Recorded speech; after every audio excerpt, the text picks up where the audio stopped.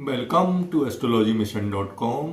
इस वीडियो में हम कवर कर रहे हैं कि अधिकांश वो जातक जो बहुत ही अधिक उम्र के हो गए हैं और उनकी शादी नहीं हुई है और वो शादी के इच्छुक हैं, वो अक्सर पूछते हैं कि गुरुजी कुंडली में देख के ये तो पक्का वादा कर दो कि हमारी शादी होगी कि नहीं होगी। पहले वो कंफर्म करना चाहते हैं कि शादी होगी भी या नहीं होगी। इस बात के उत्तर के लिए जो है हमारी कृष्ण मूर्ति पद्धति बिल्कुल सटीक है, जो बड़ी सटीकता के साथ ये बताती है कि आपकी कुंडली में शादी का योग है या नहीं है।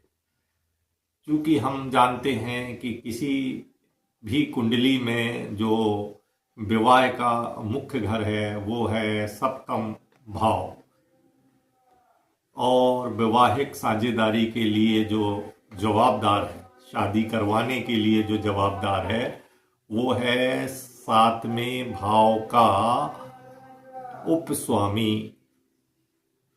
ये विवाह के लिए बहुत ही महत्वपूर्ण बिंदु है और इसका सहायक जो भाव है वो है दूसरा, क्योंकि जीवन में दूसरे व्यक्ति का आगमन जो है वो दूसरा भाव दिखाता है, जिसको हम कुटुंब भाव दिखाते हैं।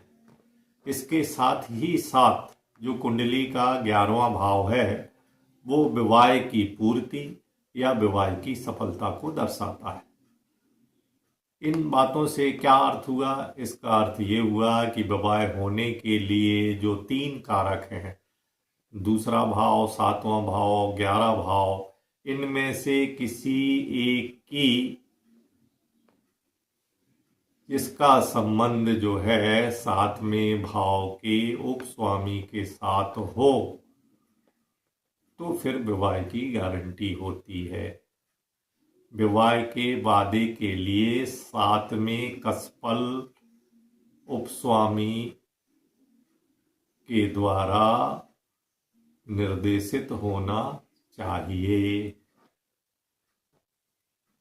यदि ऐसा नहीं है तो एक हमें और क्या सावधानी रखना चाहिए?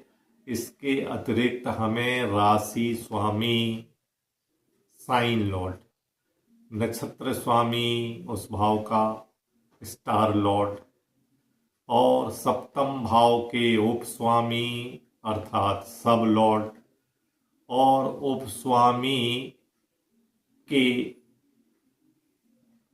स्टार लॉर्ड उसका नक्षत्र लॉर्ड, और उपस्वामी का उपस्वामी, इनका पता लगा के हमको देखना चाहिए क्या इनमें से किसी का संबंध दूसरा भाव, सप्तम भाव या 11वें भाव से है।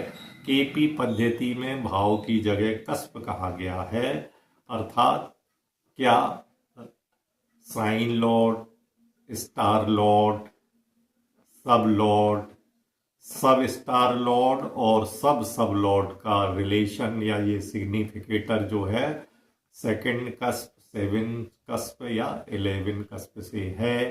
यदि ऐसा है तो विवाह की पक्की गारंटी है और इन्हीं की दशा अंतरदशा में व्यक्ति का विवाह हो जाएगा। नमस्कार।